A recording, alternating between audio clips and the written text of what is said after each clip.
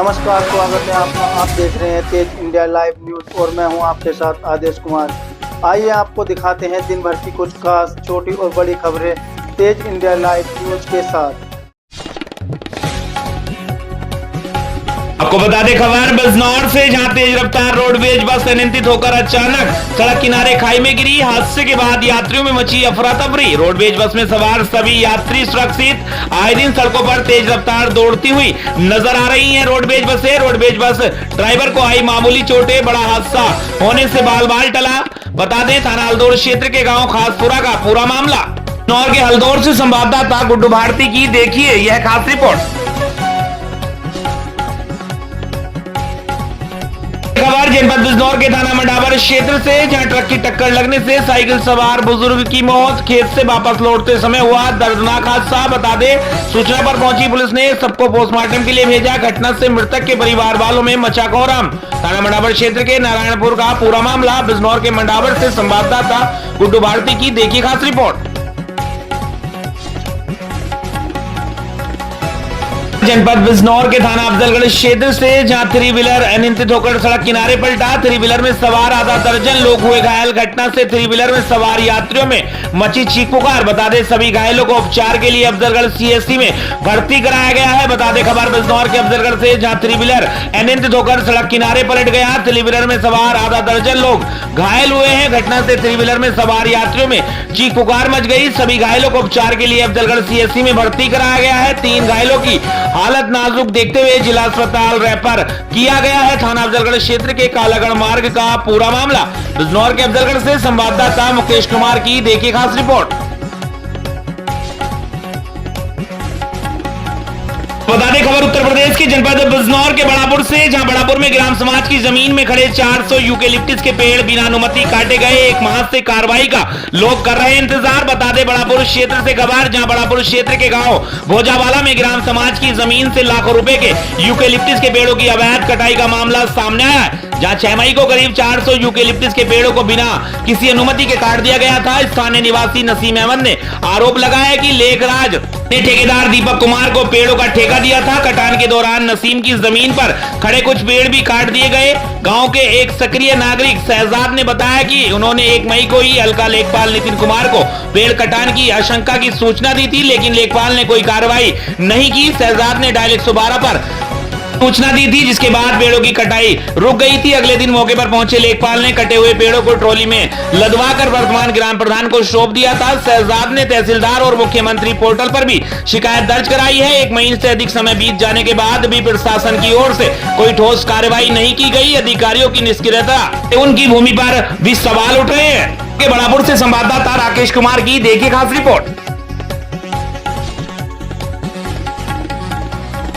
आपको बता दें खबर उत्तर प्रदेश के जनपद शामली से, जहां खाद्य विभाग के असिस्टेंट कमिश्नर सहारनपुर ने अपने अधीनस्थ खाद्य विभाग की टीम को साथ लेकर बुधवार की दोपहर झिंझाना कस्बे में कई दुकानों पर छापेमारी की तथा कचरी व सरसों तेल आदि कई सामानों के नमूने लिए। और यह कार्रवाई आगामी बकरा ईद के त्योहार को देखते हुए पहले की तरह की गई है। दरअसल खाद्य विभाग सहारनपुर के असिस्टेंट कमिश्नर पंकज चौधरी शामली सहारनपुर के अधिकारियों कर्मचारियों के एक टीम लेकर झिंझाना कस्बे में पहुंचे और मेन बस स्टैंड के पास गाड़ियां खड़ी कर बाजार में पहुंच गए और होली कलर के पास राजीव मित्तल और अभिषेक मित्तल और सतीश मित्तल की दुकानों से सरसों का तेल, कचरी आदि कई सैंपल लिए। असिस्टेंट कमिश्नर ने बताया कि 3 दुकानों से सैंपल लिए गए हैं। जांच रिपोर्ट आने के बाद ही अग्रिम कार्रवाई की जाएगी। हालांकि इस छापेमारी के दौरान व्यापार मंडल के नगर अध्यक्ष आशीष मित्तल व उनके समर्थकों ने खाद्य विभाग की टीम का विरोध किया। आशीष मित्तल का आरोप है कि ऑनलाइन के कारण व्यापारियों का काम पहले ही चौपट हो रहा है और दूसरे इन अधिकारियों द्वारा पैसे लेने के चक्कर में दुकानदारों को परेशान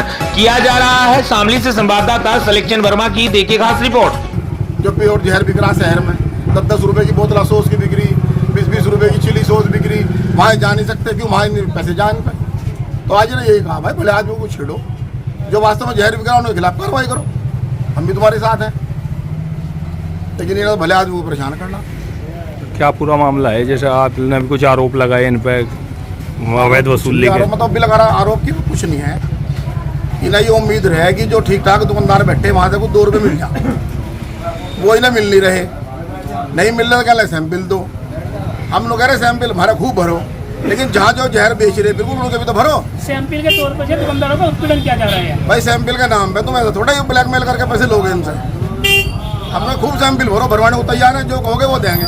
लेकिन जो लोग प्योर जहर बेच रहे हैं, जहाँ प्योर जहर बिक रहा 10-10 रुपए की बोतल सॉस की बिक रही, 20-20 रुपए का बिक रही, भरो खूब। पिछले महीने मिलेगा सैंपल। सबको पता सोमवार के दिन जो है झिंझाने में भीड़ बढ़ती है और सारी वहाँ पे जो है ना डुप्लीकेट चीजें बिकती हैं। वहाँ तक जाने की किसी की भाई हमारा निवेदन तो इनसे भी हुई है, मीडिया से भी हुई है कि वैसे ही दुकानदार परेशान है, बाजार में खाक नहीं है, मानसिक रूप से वैसे ही पीड़ित है आदमी, ऊपर से ये हॉस्पिटल कर रहे। भाई सैंपल लेना आओ, सैंपल भरो। व्यापारी आगे क्या प्लान कर रहे हैं? अब देखो क्या हो, व्यापारी क्या करेगा? बेचारी व्यापारी तो कमजोर है, तो अपनी दुकान में बैठना क्या प्लान करेगा? अभी 4 दिन बाद ईद है, 3 दिन बाद, तो उसी के उसको देखते हुए त्योहारी सीजन में जो हमारी नियमित कार्रवाई होती है वो आज हमने कराई। तो कितनी दुकानों पर छापेमारी हुई आज? आज 3 दुकानों में छापेमारी हुई। सैंपल लिए गए? हाँ सैंपल लिए। आगे क्या कार्रवाई है? आगे अब ये लैब भेजे जाएंगे और जो रिपोर्ट आएगी उसमें एक्शन। कुछ विद्रोह भी देखा गया, कुछ नेताओं के द्वारा आपका विरोध भी किया गया। हाँ वो तो होगा ही विरोध, अगर सैंपल भरेंगे तो भाई लोग विरोध तो करते ही हैं। किस चीज़ के सैंपल भरे गए? इसमें कचरी का भरा गया है और अभी डिटेल उनके पास है, मेरे पास है नहीं। असल मैंने कचरी का ही भरवाया था, मैं लास्ट में था ना। ठीक है, बाकी इन्होंने भरे। ठीक है।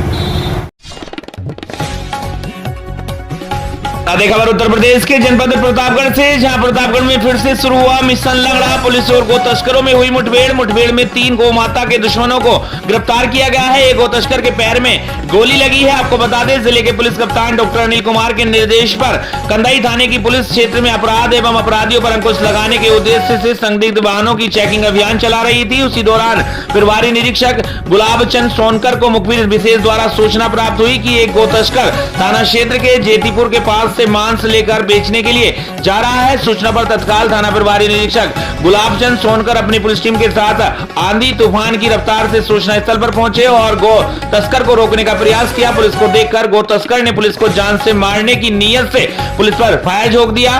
पुलिस ने जवाबी कार्रवाई में फायरिंग की तो बदमाश के पैर में गोली लगी। गिरफ्तार किए गए अभियुक्त का नाम अनीश पुत्र अब्दुल मोहिद इस्मतुल्लाह मुजीब पुत्र सोरावदी बताया जा रहा है। गिरफ्तार किए गए अभियुक्त के पास से बरामद किया गया एक अवैध 315 बोर और कारतूस और 80 किलो गोवंश मांस एवं लोहे का चापड़ चाकू एवं घटना में प्रयुक्त मोटरसाइकिल बरामद की गई है। गिरफ्तार किए गए तीनों अभियुक्त के ऊपर पशु क्रूरता अधिनियम के तहत कई मुकदमे पहले से गंभीर धाराओं में दर्ज है। बता दें, प्रतापगढ़ में पुलिस पर चलाओ गोली तो पुलिस गोली का जवाब गोली से देगी, क्योंकि जिले में पुलिस कप्तान डॉक्टर अनिल कुमार है।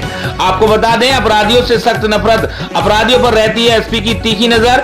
योगी सरकार में गौ माता का वध करोगे तो जाओगे सीधा जेल, क्योंकि यूपी के सीएम गाय को माता मानते हैं। उनकी हत्या करते ही उनको बर्दाश्त नहीं है। आगरा से संवाददाता दयाशंकर पांडे की देखिए खास रिपोर्ट।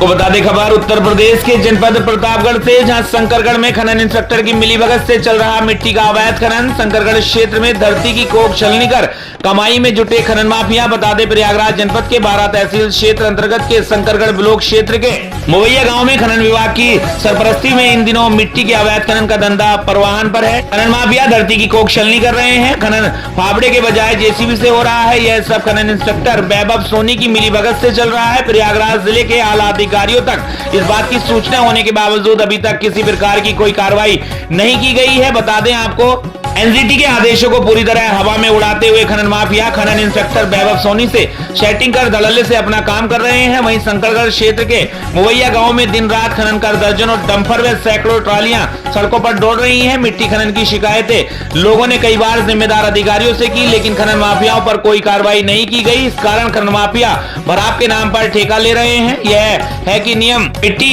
खनन के लिए खनन विभाग की अनुमति जरूरी है। इसके लिए निर्धारित रूप पर जिलाधिकारी, एसडीएम, खनन अधिकारी और वीडियो के नाम पर एप्लीकेशन देनी होती है। आवेदक को जिस स्थान पर मिट्टी लाई जा रही है उसकी खतौनी के अनुसार भूस्वामी का भी पूरा ब्यौरा देना होता है। यह भी सूचना देनी होती है कि कितनी मिट्टी का खनन हो रहा है, जहां मिट्टी खोदी जा रही है वहां से निर्माण स्थल कितनी दूरी है, मिट्टी ढोने वाले वाहन का नंबर, चालक का नाम और उसका मोबाइल नंबर भी बताना होता है। और इसके साथ खनन इंस्पेक्टर वैभव सोनी सिर्फ सिलिका सैंड ट्रैक्टर ही ढूंढता रहता है। सिलिका सैंड के बड़े खनन माफिया हैं, उन पर कोई कार्रवाई नहीं करता। जो छोटे छोटे ट्रैक्टर चलाकर अपना पेट पालते हैं उन पर ही कार्रवाई करता है। प्रयागराज से संवाददाता जय कुमार पांडे की देखिए खास रिपोर्ट। को बता दें खबर छत्तीसगढ़ के जिला बलरामपुर से, जहां कुश्मी वन विभाग के चिरपाइन बना नशेड़ियों का अड्डा। आम आदमी पार्टी के दिग्गज नेता शकील अंसारी ने कहा, कुश्मी वन विभाग के चिरपाइन बना नशेड़ियों का अड्डा। एक तरफ नगर पंचायत कुश्मी स्वास्थ्य व्यवस्था को लेकर बेहतर बनाने के लिए बेहतर काम कर रही है, लेकिन साथ ही साथ नगर पंचायत के बाबा चौक स्थित वन विभाग के रेस्ट हाउस के पीछे चिरपाइन में नशेड़ियों ने आतंक मचा रखा है। आप वीडियो में देख सकते होंगे, चिरपाइन के अंदर पूरे नशे के इंजेक्शन, महंगे से महंगी शराब की बोतल शराबियों ने फेंकी हुई है। कहीं कहीं तो शराबियों ने शराब की बोतलों को फोड़कर फेंक दिया है, जिससे आम जनता को वहां पे आने जाने से दुर्घटना हो सकती है। इस तरह का वीडियो देखने से साफ नजर आ रहा है कि स्थानीय प्रशासन मौन बना बैठा है। कुश्मी पुलिस के द्वारा नियमित गश्त व शराबियों के गलत कामों पर सख्त नियंत्रण रखना चाहिए, जो इस तरह शराबियों पर कठोर कार्रवाई हो सके। बलरामपुर से संवाददाता शादाब अंसारी की देखिए खास रिपोर्ट। आपके माध्यम से, वीडियो के माध्यम से मुझे ये प्राप्त हुआ कि वाकई में वहां पे जिस टाइप से बोतल सब फेंका हुआ है, यहाँ पे नशेड़ियों का अड्डा तो बना हुआ है। मैं यहाँ पे चाहूंगा कि वन विभाग इसको अपने संज्ञान में ले, और वहां पे रेस्ट हाउस भी है और उसी के जस्ट पीछे में मतलब इस टाइप का हरकत हो रहा है ना। तो भी निंदनीय। मैं ये मीडिया के माध्यम से कहना चाहता, हमें पुलिस शासन की होता है तो वहां पे बाबा चौक में गश्त को थोड़ा बढ़ाया जाए, और नशेड़ियों जो वहां पे उल्टा सीधा जो हरकत कर रहे हैं, इन लोग पकड़ने का काम किया जाए।